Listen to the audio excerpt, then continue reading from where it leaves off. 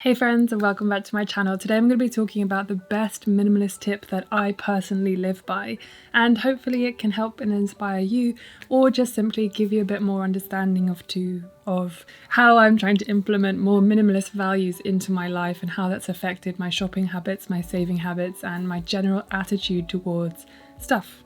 To cut to the chase, the minimalist tip that I personally love the most is the one in, one out policy. And this video I'm going to go into detail about how that has changed my habits, as I just mentioned. So if you like this video, please give it a thumbs up and subscribe if you never want to miss another video in this series or this general channel. So the first thing that this policy does for me is it prevents me from impulse buying. And that's because I can't just simply go online and look at stuff if I've kind of seen someone using something that I think that I need. It makes me stop and think, am I willing to give up something? Is there something else?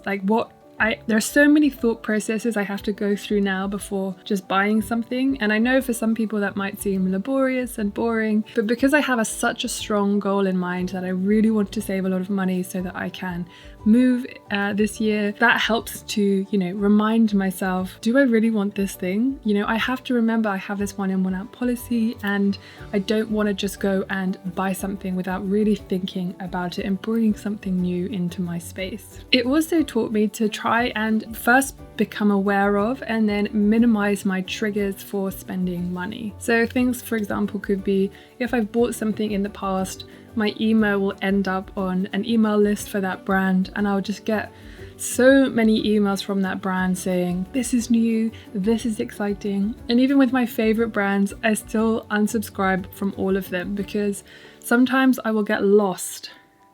I'll get an email and then I'll be like, that looks really interesting. And then I'll click on it and then I'll spend half an hour looking at this website for something I don't even want. So it really has taught me to think about what does trigger me to spend money or to even think that I'm lacking in something, and then to try and minimize those as much as possible. I really suggest getting rid of any subscriptions that you have or if you're on any kind of email lists, because that for me is my absolute biggest trigger. It also taught me to look at what I already have. I did kind of allude to this in the first one, but if you're operating on a one in, one out style policy, then you have to look at what you already have and consider what is worth giving up to bring this new thing into my life. And as I'm trying to minimize my things, I'm trying to hold as much value in those things as possible. So the likelihood of me wanting to give something up is probably going to be much smaller than it used to be when I used to buy a lot of shit that I absolutely didn't need. Now I try to really value the things that I have and just decide, am I really willing to give up this thing that I've had for years and years and years that I absolutely treasure for this new thing that actually probably isn't as good quality, probably doesn't fit me as well or suits me as well. There are loads of things to take into consideration, and by the end of that I simply think, probably not, I probably don't need that thing at all. And this in turn obviously taught me to value the things that I already have so much more. Everything has a story, everything has a value, and I think as minimalists, or as trying to be minimalists, it kind of feels like we place more value on things than otherwise, which is kind of surprising because I thought when you came to minimalism, you probably wanted to be placing less value on stuff and more value on immaterial things, relationships and adventures and things like that. And this is why it's really got me thinking about simple living as well as minimalist living, and is there really a difference between the two?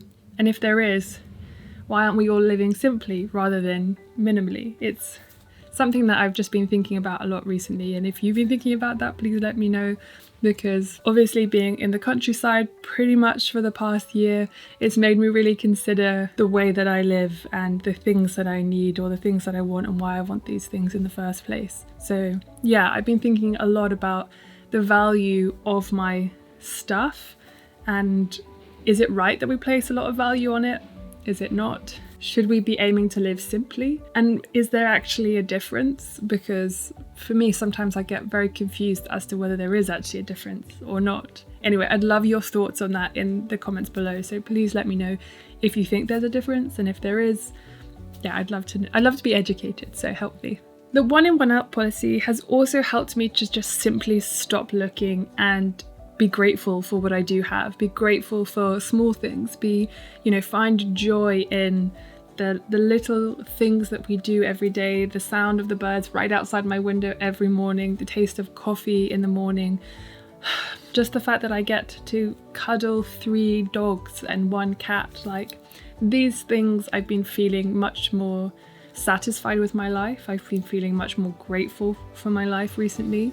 It's been a real eye-opener thinking about, why do we constantly want more? I mean, take this pen for example.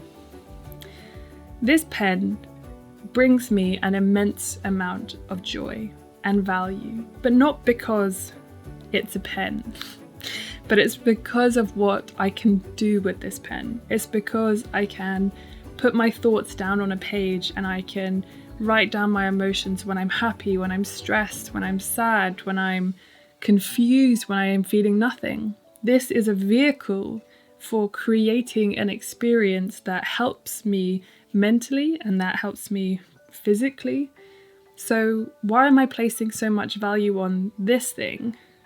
Well, because actually it's doing a lot for me. It's enabling me to do other things. So maybe that's what it is. Maybe that's why we value some things and why it's okay to value things. I think you can probably tell I'm working through some of this stuff whilst we're actually recording. But that's why I think anytime I start to think about, am I satisfied with my life? Am I grateful for the things that I have? Why am I trying to live minimally? Why should we place a lot of value on things? It always just sets me off in this really nice cyclical thought process.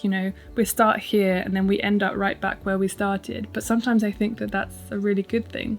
Anyway, before this video gets too long, because it was only meant to be a short one today, the 1 in 1 out policy for me has just been like the perfect vehicle for everything else that minimalism kind of tries to stand for, I think. It's been the most impactful thing that I've taken on during this past year, especially, as I said before, because I'm trying to do this low buy year. It really helps me to stop and think and reconsider.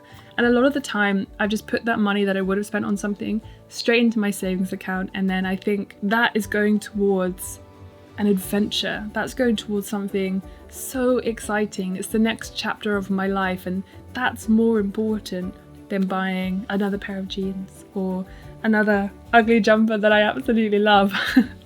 I have enough stuff, and I think it really makes you place your value on what do you really want to spend your money on, and how can you use that money in a different way. But yeah, I really am going to start thinking more about living simply as opposed to living minimally, because I'd like to understand what that really means. As just like you, I'm very much on this journey, and my low buy year is going very well. I'm very happy with it.